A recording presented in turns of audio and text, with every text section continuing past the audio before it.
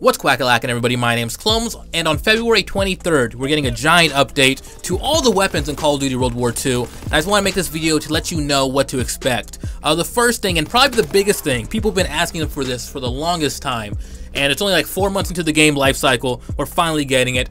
They're changing the ADS transition times, the ADS from sprint times, and the ADS sprint out times. So what that means is pretty much from sprinting to being able to look down sights on your weapon that time, and then from looking down your weapon's iron sights down to being able to sprint again times. And they're buffing all the SMGs, so they'll be quicker. They're buffing all the rifles, so it'll be quicker. They're nerfing the sniper rifles, actually, ADS transition time, so it'll be a slight nerf to quick scoping, a very slight one. It'll take a little bit longer from sprint to scope.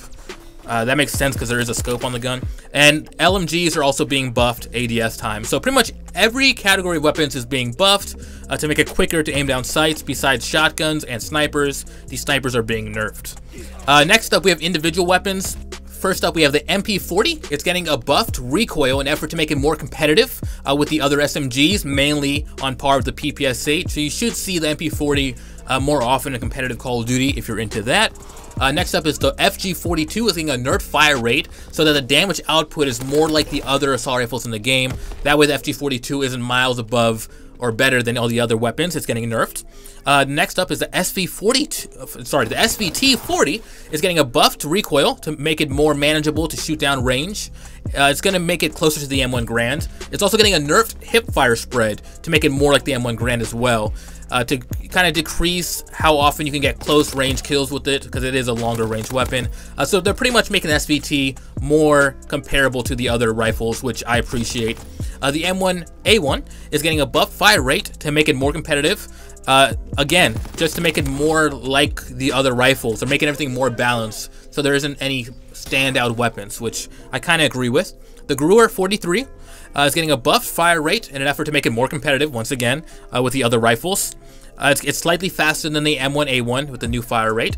It's getting buffed recoil, closer to the other rifles again, and it's getting a buffed up clip size. So instead of 10 bullets, it will now have 12 rounds per clip.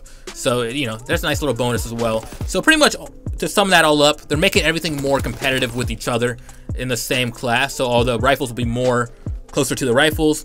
The SMGs will be more competitive with the other SMGs.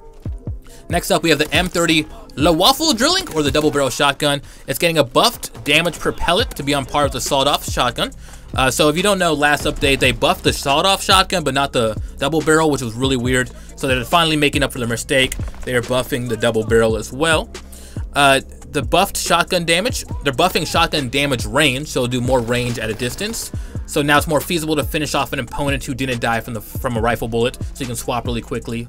So if you don't know, there's a rifle bullet on the double barrel. It's like a sniper shot. You can hit them, but if it doesn't finish them off, you'll be able to swap to your regular double barrel, and you might be able to finish them off with your regular shotgun rounds. It's got a buffed ADS spread to allow for greater accuracy when shooting enemies that are outside of the obvious shotgun range while ADS. So again, aim down sights, the gun will be much more accurate than hip firing. Simple. And finally, we have the toggle action shotgun, which is getting a buffed clip size from 8 shots to 8 shots. It used to be 6 shots per clip, now it's 8 shots. So, you know, to let people have a higher chance of killing somebody with the gun, and I think it needs it. The shotguns have been really weak in the game, especially the toggle action and the double barrel. So I'm glad to see they're getting a buff, and it's also getting a nerfed ADS spread, be on par with the other shotguns. So now the ADS on the toggle action will actually be less accurate than it was before.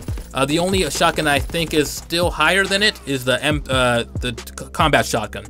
Anyways, that's all the updates to the weapons in the new update coming out February 23rd. It's a lot of information, I know, but the biggest thing there is the ADS transition times. That is huge.